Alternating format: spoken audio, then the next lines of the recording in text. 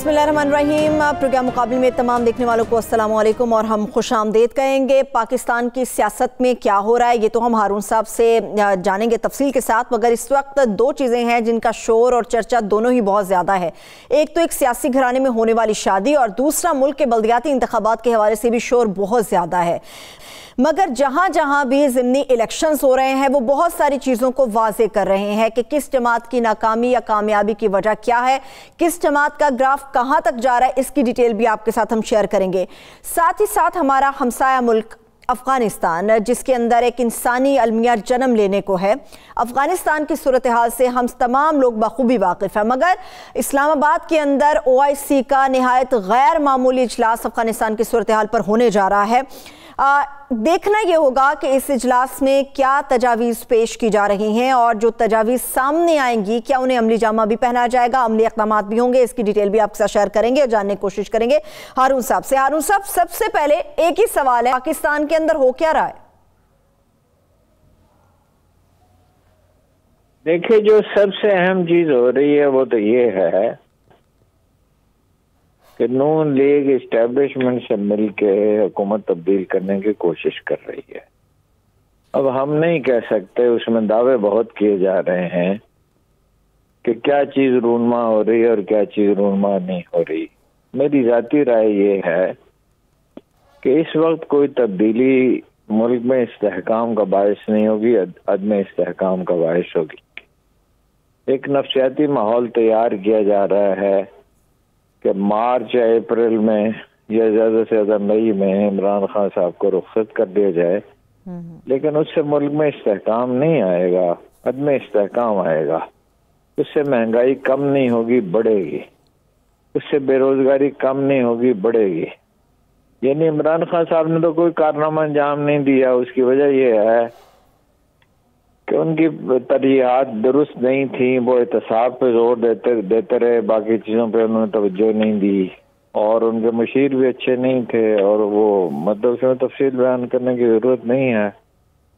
इस वक्त एक क्राइसिस की सूरत हाल है जो पैदा हो सकता है, लेकिन मेरा ज़ाती ख्याल ये है, जहाँ तक मैं समझता हूँ, हो सकता है मेरी राय गलत हो, कि ये होगा नहीं और ये इसी तरह लश्टम पश्टम जो उर्दू में कहते हैं कि किसी न किसी लश्कर पश्तन से मुराद है किसी न किसी तरह ये हुकूमत चलती रहेगी और इलेक्शन जाके अगले साल ही होंगे।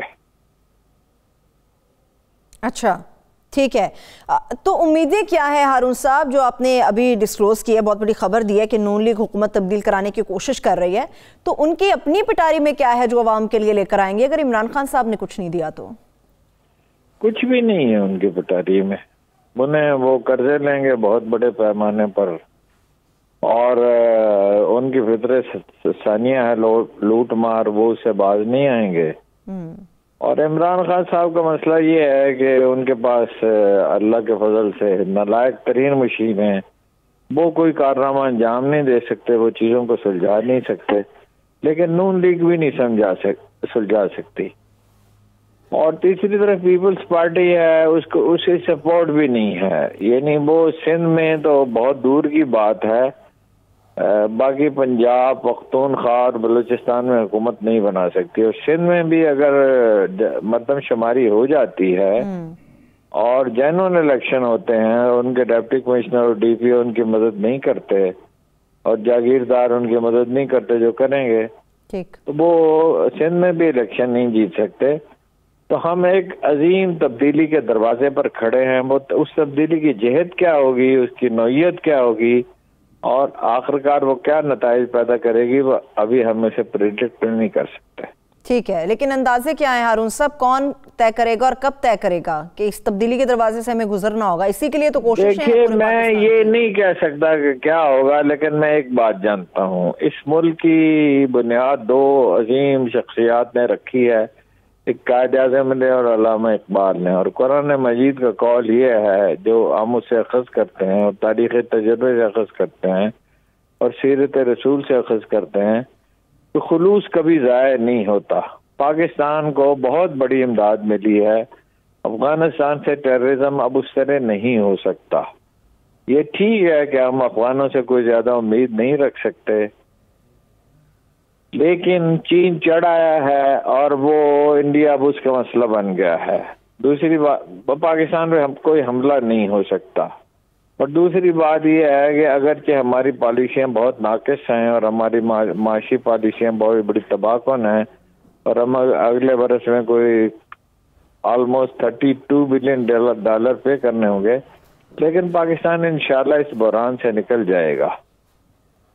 اچھا، میرا یہ خیال ہے کہ غیر متوقع واقعات رونما ہو سکتے ہیں، لیکن جو لوگ یہ سمجھتے ہیں کہ نون لیگ اقتدار میں آ جائے گی اور وہ کوئی کارنامہ انجام دے گی، میرا خیال ہے وہ ٹھیک نہیں سمجھ رہے. ٹھیک ہے.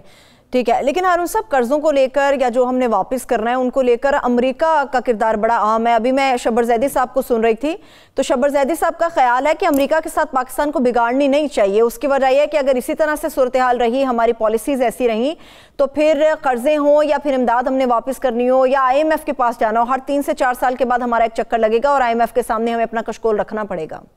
دیکھیے 4-5 چیزیں بہت اہم ہیں. ایک یہ کہ FBR کی تشکیل نو کرنی ہوگی، سول سروس کی تشکیل نو کرنی ہوگی، پولیس میں اصلاحات کرنی ہوگی، عدلیہ میں اصلاحات کرنی ہوگی. میرا نہیں خیال کہ عمران خان صاحب اس چیز کو سمجھ رہے ہیں، کیونکہ وہ ایسے لوگوں کے گھیرے میں ہیں جو انہیں اسٹیٹس کو برقرار رکھنے پہ اصرار کر رہے ہیں. ٹھیک. تو اب ملک اس کا متحمل نہیں ہو سکتا کہ صورتحال جوں کی توں رہے. بہت بڑی اصلاحات کرنی ہوں گی. اگر یہ اصلاحات نہیں ہوں گی تو پھر کوئی حادثہ ہوگا اور ظاہر ہے پھر اس کے بعد خدا جانے کیا ہوگا. لیکن یہ کہ پاکستان کو ڈیسٹنی گورن کرتی ہے. پاکستان ہمیشہ کرائسس سے نکلتا ہے. 71 کے کرائسس سے نکل گیا، اس کے بعد جو کرائسس ہوئے ان سے نکل گیا. تو انشاءاللہ میرا یہ خیال ہے کہ اس بحران سے بھی ہم نکل جائیں گے. ہمارے سائنٹسٹ اچھے ہیں، ہمارے اور دوسرے ادارے اچھے ہیں، تو ہم اس سے نکل جائیں گے انشاءاللہ. بہت مشکل حالات ہیں لیکن ہم اس سے انشاءاللہ سرخرو ہوں گے. اور دوسری طرف یہ ہے کہ بھائی انڈیا جو ہے جو جس سے ہمیں سب سے بڑا خطرہ ہے، اس پہ چین چڑھ آیا ہے. جی جی. ہمارا مسئلہ اب وہ نہیں ہے کہ اپنا بھارت اب ہم حملہ نہیں کر سکتا پاکستان پہ، اور حملہ کرنے کا تصور بھی بلکہ نہیں کر سکتا. افغانستان سے ٹیررزم نہیں ہو سکتا. تو میرا یہ خیال ہے کہ یہ 1-2 سال بہت مشکل ہیں، اس کے بعد پاکستان مشکلات سے نکل جائے گا. ٹھیک ہے انشاءاللہ تعالیٰ. لیکن ہارون صاحب، یہ جو ضمنی الیکشنز ہو رہے ہیں ان کے اوپر بھی بات کرتے ہیں. یہ تو باہر سے خطرہ نہیں، خطرہ تو اندر سے ہے. جماعتوں کو خود ایک دوسرے سے بڑا شدید خطرہ ہے. یہ جو ضمنی الیکشنز ہو رہے ہیں ہارون صاحب، ابھی خانیوال کا ضمنی الیکشن ہوا، یہ کیا ہوا؟ یہاں بھی PTI ہار گئی ہے، نون لیگ کا کینڈیڈیٹ یہاں پر بھی جیت کے آئے. نہیں، وہ بڑی سمپل بات ہے. وسطی پنجاب میں نون لیگ کی میجارٹی ہے اور اپنا کس کی PTI کی نہیں ہے. اس میں 2-3 اہم فیکٹرز ہیں. ایک تو PTI نے ایک نفسیاتی ماحول پیدا کیا، پیپلز پارٹی نے ایک نفسیاتی ماحول پیدا کیا ہے کہ ہم بڑا کمال کر دکھائیں گے. وہ کوئی کمال نہیں کر سکتے. وہ پنجاب میں کوئی ایک سیٹ بھی نہیں شاید جیت سکتے، اور بہت کمال کریں تو سرائی کی بیلٹ میں 2-3 سیٹیں جیت لیں گے. اچھا.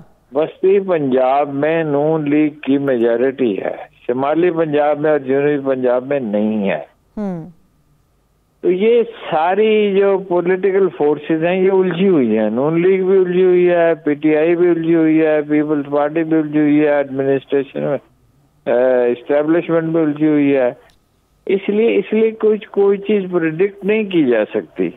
لیکن ہم ایک چیز پریڈکٹ کر سکتے ہیں کہ پاکستان جو اس کو ڈیسٹنی گورن کرتی ہے، اور انشاءاللہ حالات ٹھیک ہو جائیں گے فائنلی. اس لیے کہ پاکستان کے حق میں بہت سی چیزیں رونما ہوئی ہیں. جیسے میں نے آپ سے عرض کیا کہ افغانستان سے ٹیررزم نہیں ہو سکتا، برائے نام ہو سکتا ہے، اور انڈیا سے کوئی بہت بڑا ایڈونچرزم نہیں ہو سکتا، وہ بھی نہیں ہو سکتا. تو انشاءاللہ حالات ٹھیک ہو جائیں گے. میرا خیال ہے کہ 2-1 سال مشکل ہیں پاکستان کے لیے، اس کے بعد پاکستان کے حالات ٹھیک ہو جائیں گے. ٹھیک ہے، لیکن ہارون صاحب جس طرح سے ضمنی الیکشن کی میں بات کر رہی تھی، بلدیاتی انتخابات کو لے کر خاص طور پر تحریک انصاف تو بڑی متحرک ہے، وہ تو پنجاب کے اندر فتح کے خواب بھی دیکھ رہے ہیں، تو یہ خواب رہ جائیں گے، خام خیالی ہے یا واقعی جیت جائیں گے؟ کیونکہ ضمنی الیکشن سے کچھ اور بات کر رہے ہیں۔ نہیں، سینٹرل پنجاب میں تو پی ٹی آئی نہیں جیت سکتی، سینٹرل پنجاب میں پیپلز پارٹی کا اکثریت ہے، یہ بڑی سادہ سی بات ہے۔ ٹھیک ہے، لیکن ہارون صاحب یہ تو آپ نے بھی بات کی تھی اور پھر یہ بات ہوتی رہی، چرچا بھی تھا کہ ای وی ایم کے اوپر بلدیاتی انتخابات کروائے جا سکتے ہیں، کافی ٹھنی رہی الیکشن کمیشن کے ساتھ۔ آج شبلی فراز صاحب نے کوئی اور سٹیٹمنٹ دے دی ہے، وہ کہتے ہیں میں پہلے دن سے کہہ رہا ہوں بلدیاتی انتخابات ای وی ایم پر نہیں ہو سکتے، تو پھر کیسے انتخاب کرے کہ جی ای وی ایم استعمال کرنی ہے یا نہیں کرنی؟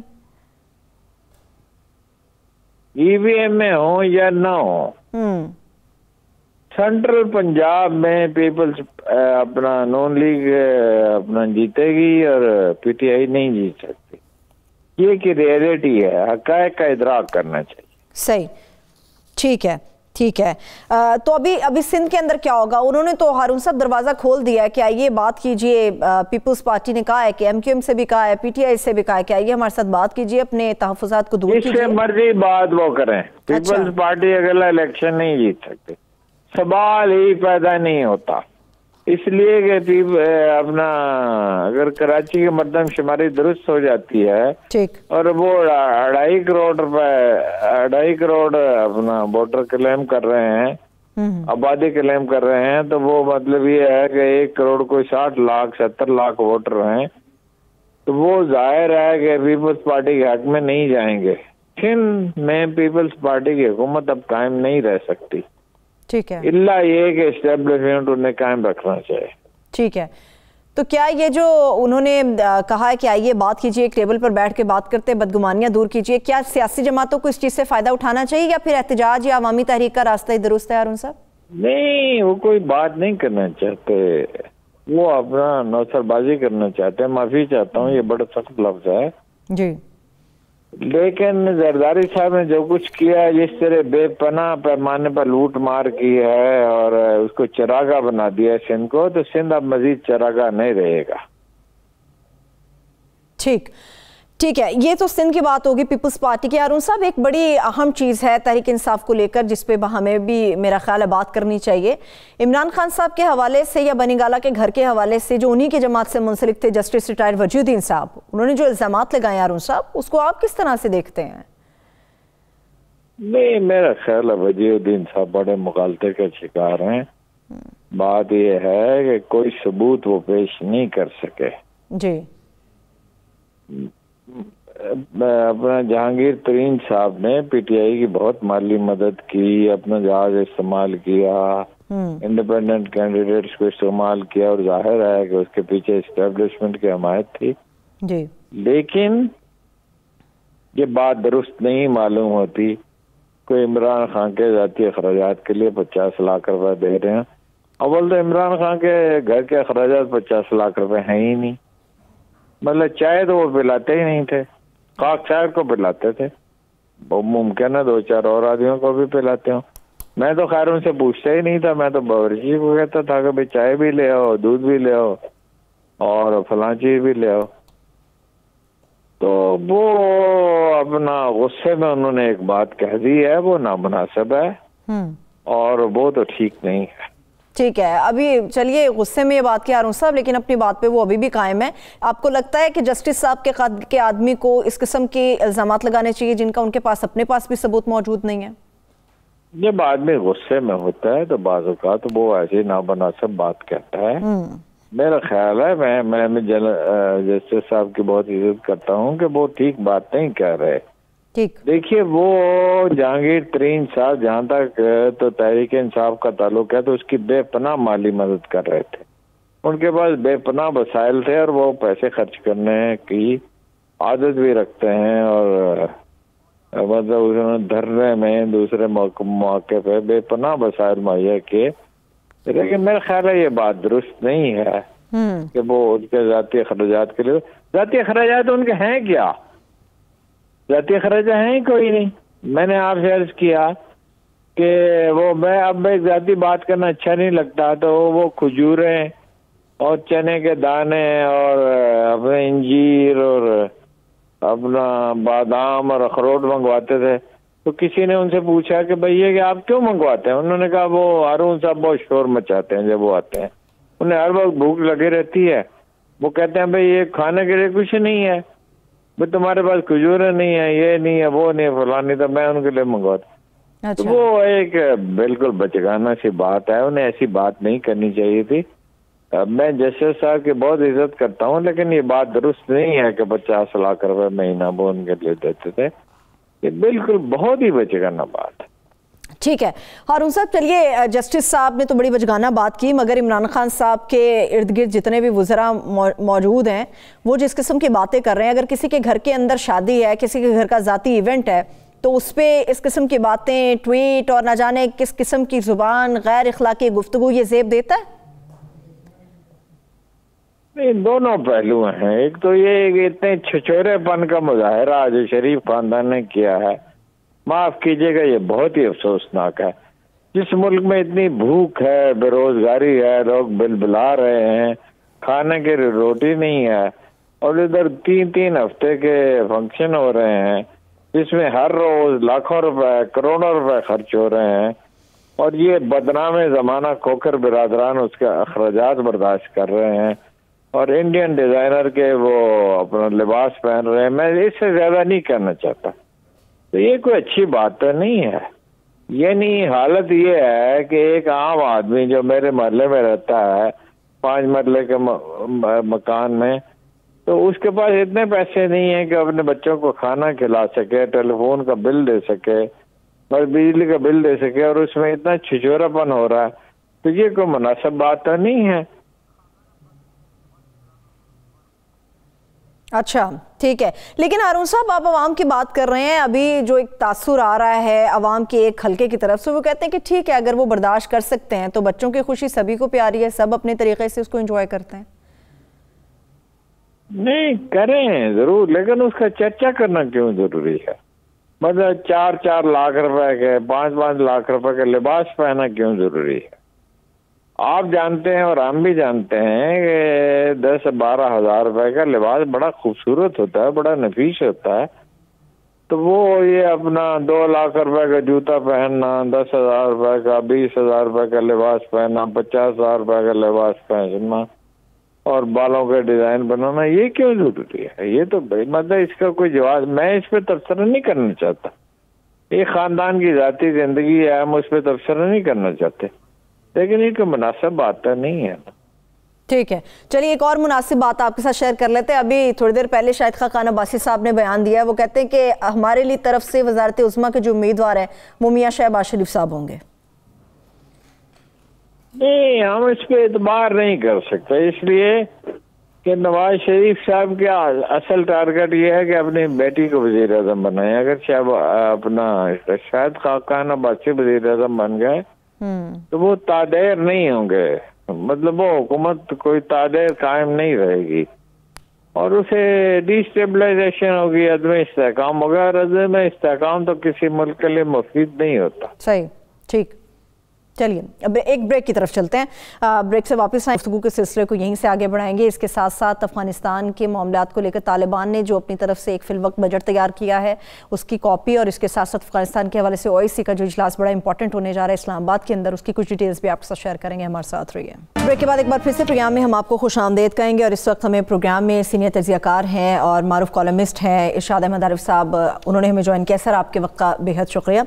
سر بڑی امپورٹنٹ اجلاس ایک ہونے جا رہا ہے اسلام آباد کے اندر OIC سے ریلیٹڈ، کیا سمجھتے ہیں کہ کتنا غیر معمولی ہے، کیا اہم چیزیں ہیں جو اب تک پردے کے پیچھے ہیں جو سامنے آنی چاہیے؟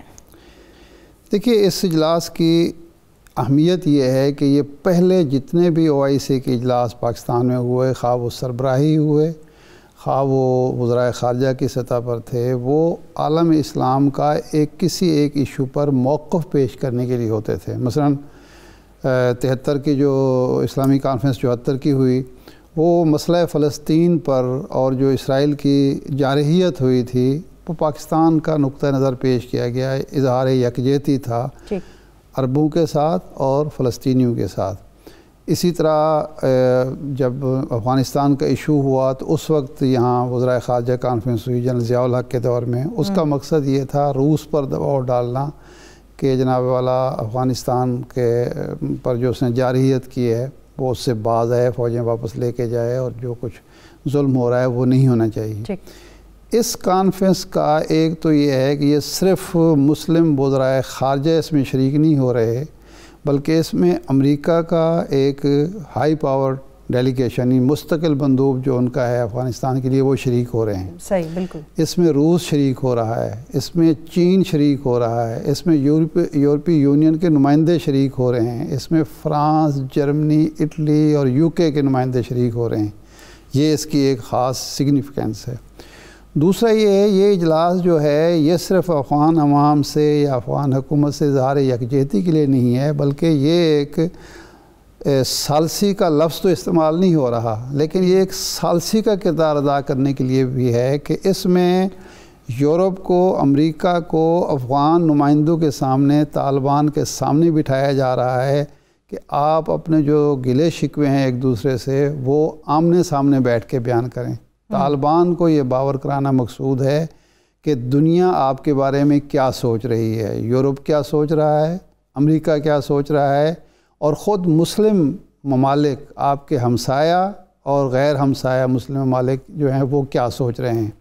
اور اسی طرح امریکہ کو, یورپ کو اور عالم اسلام کو اور ہمسایہ ممالک کو یہ موقع فراہم کرنا ہے کہ وہ طالبان کے نمائندہ قیادت جو ہے جو اجلاس شریک ہوگی اس کے منہ سے یہ سنیں کہ وہ کرنا کیا چاہتے ہیں, وہ عالمی برادری کے تحفظات کو کتنی اہمیت دیتے ہیں اور ان کی مشکلات کیا ہیں. بالکل سر, میرے ساتھ اس وقت وزیر خارجہ شاہ محمود قریشی صاحب ٹیلی فون لائن پر موجود ہیں, ان سے بات کرتے ہیں. سر, بے حد شکریہ, آپ کے قیمتی وقت کا. بڑا اہم اجلاس ہونے جا رہا ہے OIC کا اسلام آباد کے اندر.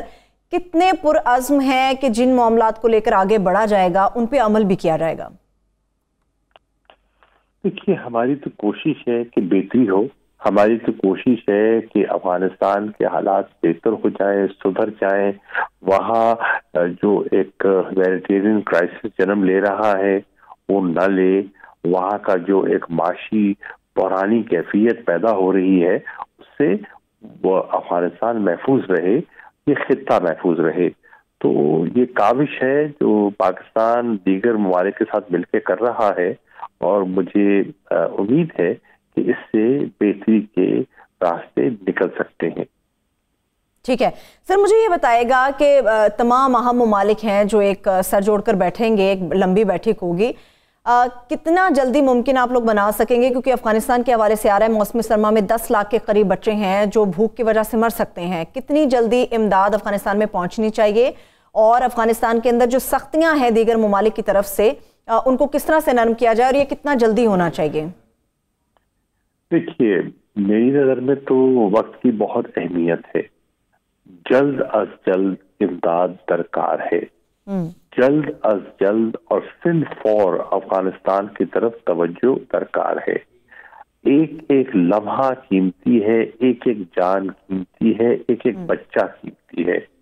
اور سردی کی لپیٹ میں ہے افغانستان, برف باری اب شروع ہو چکی ہے, لوگوں کے پاس غذا نہیں ہے, ہسپتالوں میں ادویات نہیں ہے, بچوں کی تعلیم کے لیے اساتذہ کو دینے کے لیے تنخواہیں نہیں ہے, اور غذائی قلت ہے. ان حالات میں بہت تشویشناک صورتحال ہے, اور پاکستان دنیا کی توجہ مبذول کرانے کی کوشش کر رہا ہے کہ ان لوگوں کی, ان نہتے لوگوں کی جو تقریباً 4 کروڑ کے قریب ہیں, ان کی فوری مدد کیجیے. اگر آپ نے مدد نہ کی تو بہت نقصان ہوگا, اور جو لڑائی میں بے پناہ نقصان ہوا اس سے زیادہ نقصان قحط اور بھوک سے ہو سکتا ہے. ٹھیک سر. شاہ صاحب, میں ارشاد آرے بول رہا ہوں. فرمائیں کہ اس کانفرنس میں افغانستان کا جو ڈیلیگیشن طالبان کا شریک ہو رہا ہے اس کی حیثیت ایک ممبر اور نمائندہ وفد کی ہے یا مبصر کی ہے؟ ایک دوسرا یہ ہے کہ یہاں افغانستان کی موجودہ حکومت کو تسلیم کرنے کے لیے بھی ایجنڈے پر کوئی نقطہ موجود ہے؟ پہلی بات تو ہے کہ حکومت کو تسلیم کرنا اس وقت ایجنڈے پر نہیں ہے. افغانستان کو ابھی ریکگنیشن نہیں ملی، اور آپ جانتے ہیں کہ اقوام متحدہ کی ایکریڈیٹیشن جو کمیٹی ہے اس میں وہ غور طلب مسئلہ ہے، تو ان کو وہ ابھی وہ نمائندہ حیثیت سے تو نہیں ہوں گے. وہ ان کو مدعو کیا گیا ہے کہ وہ اپنا وہاں کی جو صورتحال ہے اس سے جو امہ کے وزراء خارجہ ہے انہیں آگاہ کر سکیں، اور وہ جو ان کے چیلنجز ہیں ان سے دنیا کو باخبر کر سکیں، اور دنیا کے جو تاثرات ہیں، جو ان کے مطالبات ہیں، ان سے بھی آگاہ ہو سکے. ٹھیک ہے، بہت شکریہ، تھینک یو سو مچ. ہمارے ساتھ شاہ محمود قریشی موجود تھے. عشاء صاحب، انہوں نے بھی جس طرح سے بات کی ہے افغانستان کے حوالے سے، مگر میرا یہ بھی پوائنٹ ہے کہ طالبان کے حوالے سے جو خبر آ رہی ہے کہ انہوں نے بیرونی امداد کے بغیر کہا ہے کہ ہم اپنا بجٹ تیار کر چکے ہیں، کیبنٹ کے اندر اس کو پیش کریں گے. ایک طرف مبصرین کا یہ کہنا ہے کہ شاید وہ بجٹ اتنا کامیاب نہیں ہوگا، امداد کی ضرورت ہر صورت پڑے گی اور دیگر ممالک کو ساتھ مل کر اس کے چلنا ہوگا، ورنہ افغانستان کا اس طرح سے چلنا کافی مشکل ہے. اصل میں ایک جو پرابلم ہوئی، جو مذاکرات ہوئے طالبان اور امریکہ کے درمیان، جی، اس میں ایک چیز میرے خیال ابہام رہا کہ امریکہ جو مقاصد حاصل کرنا چاہتا تھا، یعنی باعزت اور محفوظ انخلا، وہ تو اس کا پورا ہو گیا، اور افغان طالبان صرف اس بات پہ مطمئن ہو گئے کہ جی ہمارے مذاکرات ہو گئے ہیں، امریکہ ہو گیا چلا گیا ہے، اور اب ہم افغانستان پر حکمرانی کر سکتے ہیں، ہمارے لیے کوئی رکاوٹ نہیں موجود ہے. لیکن اگر طالبان چاہتے تو یہ چیزیں بھی طے کر سکتے تھے کہ جب ہم آپ کو محفوظ انخلا دے رہے ہیں، باعزت انخلا دے رہے ہیں، تو جواباً آپ ہمیں تسلیم کریں گے یا نہیں کریں گے، نمبر 1. نمبر 2، ہمارے جو ریزروز ہیں ان کو تو آپ ضبط نہیں کر لیں گے جو اس نے کیے. لیکن یہ چونکہ نہیں ہوا تو اب وہ کوشش کر رہے ہیں کہ جی اس کانفرنس کے ذریعے یا اپنے جو ڈائریکٹ ان کے تعلقات رابطے ہیں کہ جی ہمارے ریزرو، ہمارے جو منجمد ہوئے ہیں وہ بحال ہو جائیں اور امداد بحال ہو جائے. اب انسانی ہمدردی کی بنیاد پر تو ورلڈ بینک بھی تیار ہے، کچھ ممالک بھی تیار ہیں، لیکن ایک جو مشکل پیش آ رہی ہے وہ ہے بینکنگ چینل نہیں کھل رہا. جی درست، چونکہ وہ پابندیاں ہیں، بینکنگ چینل نہیں ہے، تو بینکنگ چینل سے ہی رقم جا سکتی ہے. آپ گندم پہنچا سکتے ہیں، چینی پہنچا سکتے ہیں، ادویات پہنچا سکتے ہیں، یہ سارا کچھ پہنچ جائیں گے. لیکن اگر آپ نے وہاں بیوروکریسی ہے، اس سے کام لینا ہے، اس کو تنخواہ چاہیے. مطالبہ یہ ہو رہا ہے جی خواتین کے سکول کھولیں، وہ کہتے ہیں جی ہم تنخواہ کہاں سے دیں گے، پیسہ تو آپ آنے نہیں دے رہے. یعنی ہم بھی اگر کوئی مدد کرنا چاہیں تو ڈالرز میں ہم کرنے کی پوزیشن میں نہیں ہے کہ کوئی بینکنگ چینل موجود نہیں ہے. تو ایک تو وہاں مسئلہ ہے. اس کے باوجود اگر وہ بجٹ بناتے ہیں، اچھا یہ ضروری نہیں ہوتا کہ آپ کے پاس اربوں ڈالر کے ریزرو ہوں تو آپ اچھا بجٹ بنا سکتے ہیں. ان کا کہنا ہے کہ مقامی سرمایہ کے ساتھ ہم یہ کریں گے. 1947 میں پاکستان آزاد ہوا تو انڈسٹری ساری اس طرف تھی، ہمارے پاس کچھ بھی نہیں تھا. ہمارے جو پیسے بنتے تھے، اثاثے تھے، اور ہماری جو رقم بنتی تھی وہ انڈیا نے روک لی تھی. غالباً 80 کروڑ تقریباً اس وقت کی رقم تھی، وہ روک لی تھی. لیکن ہمارا جو بجٹ بنا وہ سرپلس بجٹ تھا، اور یہ کئی سال تک ہمارا سرپلس بجٹ رہا. تو اس کا مطلب یہ ہے کہ اگر ایک قوم کا عزم ہو، ارادہ ہو، تو وہ کچھ نہ کچھ پیٹ پر پتھر باندھ کر کچھ نہ کچھ کر ہی سکتے ہیں، سروائیول کے لیے کر سکتے ہیں. لیکن مسئلہ اور ہے. مسئلہ یہ ہے، جو کل ایک وزارت خارجہ میں بڑی اچھی بریفنگ تھی شاہ محمود قریشی صاحب نے، تو وہاں جو کچھ ہمیں بتایا گیا وہ یہ ہے کہ مسائل جو کھڑے ہو رہے ہیں وہ یہ ہے کہ مثلا اس وقت تک اس کے باوجود کہ وہاں امن ہو گیا ہے. یعنی شاہ محمود قریشی صاحب کل بتا رہے تھے کہ جب بھی وہ اور اس سے پہلے کے جو لوگ اشرف غنی کے دور میں جاتے تھے تو ڈیلیگیشن کو، سرکاری ڈیلیگیشن کو ایئرپورٹ سے ایوان صدر تک یا صدارتی محل تک ہیلی کاپٹر کے لیے لے جایا جاتا تھا. اب جب یہ گئے ہیں تو بائی روڈ گئے ہیں.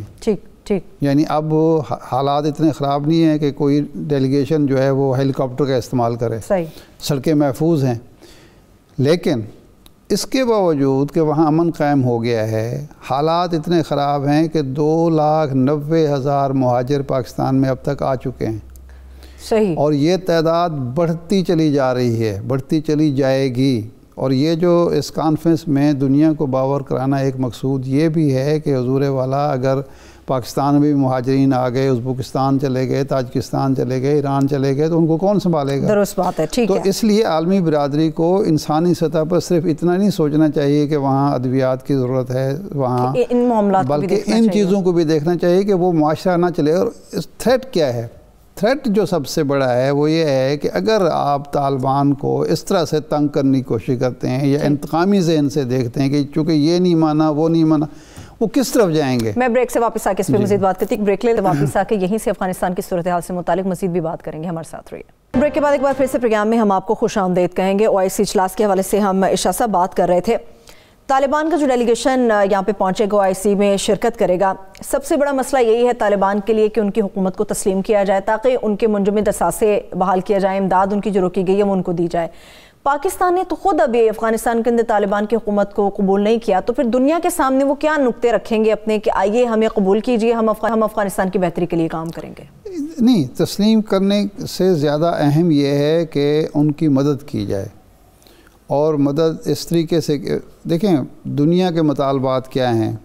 نمبر 1 یہ ہے کہ وہاں داعش یا TTP یا القاعدہ کے پناہ گاہیں نہ ہوں، جی، وہاں جو انسانی حقوق کا ایک امریکن یا یورپین ماڈل ہے اس پر عمل درآمد کیا جائے، خواتین کی تعلیم اور دوسرے جو حقوق ہیں ان کو تسلیم کیا جائے، صحیح، ٹھیک ہے، مخلوط حکومت قائم کی جائے جس میں ہر ایتھنک گروپ کی نمائندگی ہونی چاہیے۔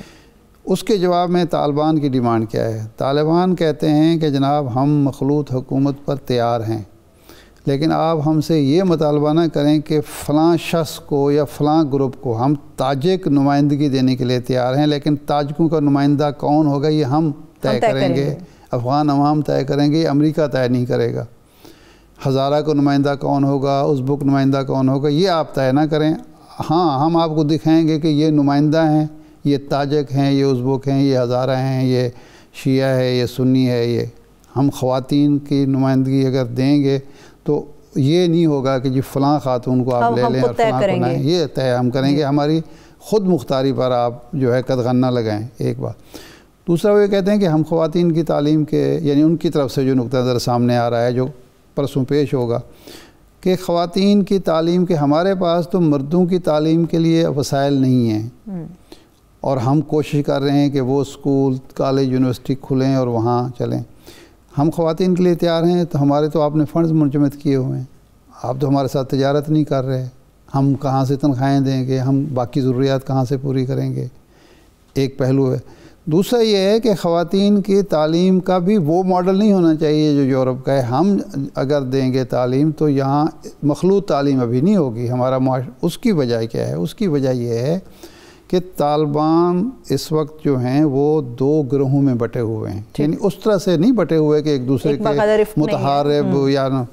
ایک وہ لوگ ہیں جو نمائندگی کر رہے تھے قطر کے دفتر کی، سیاسی امور کا، ملا عبدالغنی برادر ہے، شیر محمد عباس ہے، اس طرح کے لوگ ہیں۔ ایک وہ ہیں جو لڑتے رہے ہیں، کمانڈر ہیں۔ اب ڈومیننٹ فیکٹر تو وہ کمانڈرز ہیں، ان کے ہاں جو مذہبی روایات ہیں اور قبائلی روایات ہیں وہ بہت زیادہ اہم ہیں۔ وہ دنیا کو اس نظر سے نہیں دیکھتے جس نظر سے عبدالغنی برادر دیکھ سکتے ہیں یا شیر محمد عباس دیکھ سکتے ہیں، وہ اپنی نظر سے دیکھتے ہیں۔ دوسرا کہتے ہیں کہ یہ سارا کچھ ہم نے جو امریکہ یہاں کر رہا تھا کرزئی کی صورت میں یا اشرف غنی کی صورت میں، اگر ہم نے بھی وہی کچھ کرنا ہے تو ہمیں 20 سال لڑنے کی کیا ضرورت تھی؟ ہم تو ایک آئیڈیا، ایک نظریہ لے کر چل رہے تھے، اور اپنی جو سوشل اور ریلیجس نارمز ہیں، ویلیوز ہیں، ان کے تحفظ کے لیے لڑ رہے تھے۔ اگر وہ بھی ہم برقرار نہیں رکھ سکتے تو پھر کیا فائدہ ہوا ہماری لڑائی کا، ہمارے جہاد کا؟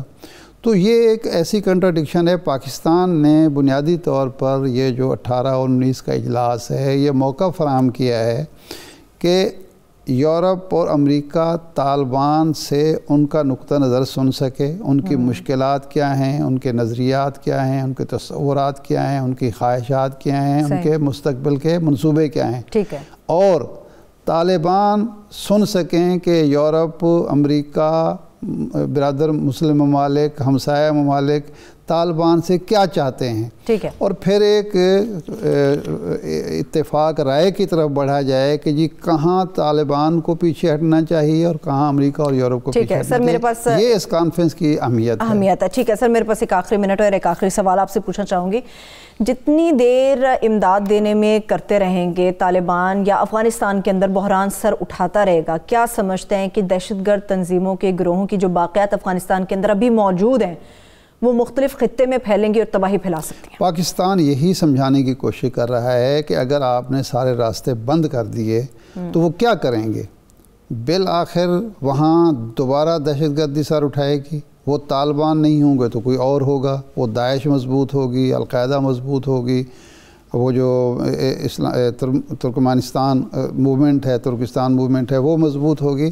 تو آپ اس کو اگر موقع ہی نہیں دیں گے اس حکومت کو اور چاہیں گے کہ عدم استحکام کا شکار ہو، تو پھر عدم استحکام صرف افغانستان نہیں ہوگا، پورے خطے میں. بہت شکریہ. تھینک یو سو مچ سر، آپ کے وقت کا میرے تمام دیکھ شکریہ. مجھے اجازت دیجیے. اپنا بہت سا خیال رکھیے. خدا حافظ.